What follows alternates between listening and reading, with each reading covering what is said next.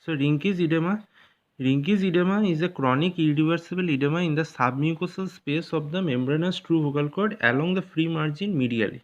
So it is Rinke's space is an area where it is a submucosal space where along the medially the free margin of the vocal cord, membranous true vocal cord. The membranous true vocal cord has the free margin.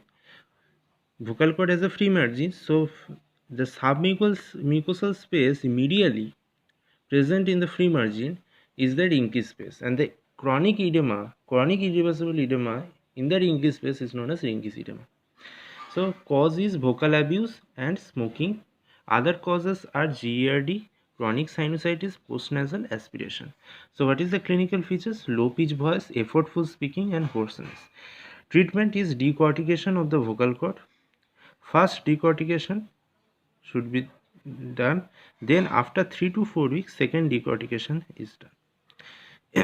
And vocal voice rest and speech therapy. Now coming to vocal nodule, very important. Vocal nodule is a prolonged period of vocal abuse. If one person is hawking or is using their vocal voice loudly and is doing the vocal abuse, so it is seen basically in the teachers and the singers, vendors, leads to submucosal hemorrhage. So this submucosal space of the vocal cord, if there is a hemorrhage along the free margin medially in the Rinke space, there is a hemorrhage of the submucosal hemorrhage, so there will be a vocal nodule. The nodule is less than 3 mm at the site of the vibration of the free edges of the true vocal cord, that is the junction between the posterior 2/3 and the anterior 1/3, or we can say that midpoint of the membranous part of the true vocal cord. So midpoint of the membranous part of the true vocal cord, at the junction between the posterior and anterior 1/3, there is a less than 3 mm vocal nodule. This nodule undergoes hyalinization or fibrosis, and there is a hyperplasia of the nodule. So what is the management? Management in early cases, there is a red edematous, so voice rest and speech therapy is enough. In late stages, we have to do the excision. If there is a hyalinization and fibrosis, we have to do the excision of the excision by microlaryngeal surgery. So a microscope having the focal length of lens 400 mm is used. Post-operative speech therapy can be done.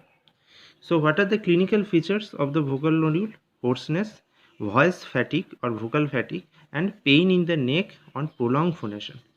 So patient will complain of pain in the neck on prolonged talking, prolonged phonation. Vocal polyp, it is also very important. Vocal polyp is a benign solitary swelling greater than 3 mm. Arises from the free edge of the vocal cord, the true vocal cord. So it is less than 3 mm. This is 3 mm, greater than 3 mm. So what is the cause? Sudden voice abuse. Sudden voice abuse found in 30 to 50 years people. Allergic, smoking is the risk factor. So there is a soft, smooth, pedunculated polyp which gets flop up and down on the glottis during the phonation.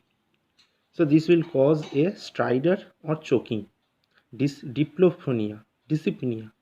So the management of vocal polyp is same as the management of the vocal nodule. Okay. Now coming to laryngomalacia. Laryngomalacia is a congenital laryngeal stridor. It is also known as congenital laryngeal stridor. Most common congenital anomaly of the larynx. It is mainly found in the infant. So it is known as infantile stridorism.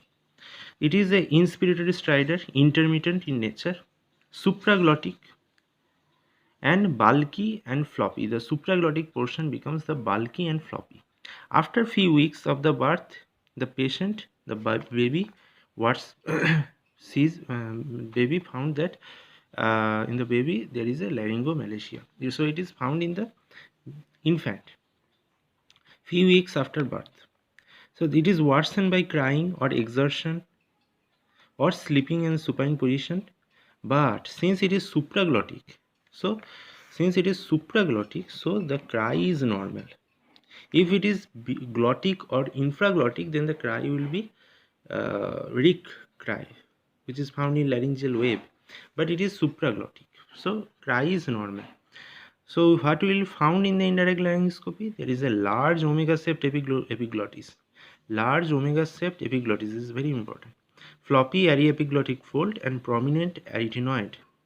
Supraglottic redundant tissues are found. So these redundant tissues disappears by 2 years of age. So it has resolution.